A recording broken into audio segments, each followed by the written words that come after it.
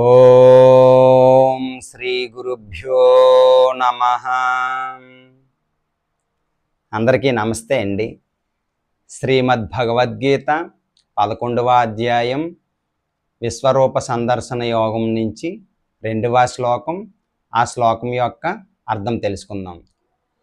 భావాప్యయౌ హి భూతానాం శ్రుతౌ విస్తరసో మయా త్వత్తః కమలపత్రాక్ష మహాత్మ్యమపి చావ్యయం. ఈ శ్లోకంలో అర్జునుడు శ్రీకృష్ణ భగవానుడితో ఏం మాట్లాడుతున్నాడో తెలుసుకుందాం. ఓ కమలనేత్రుడా, ప్రతి జీవుని జనన మరణాల గురించి వివరముగా నీ నుండి విన్నాను. నీ అవ్యయమైన మహిమలను అనుభూతము చేసుకున్నాను అని అర్జునుడు శ్రీకృష్ణ భగవానుడితో అంటున్నాడనమాట.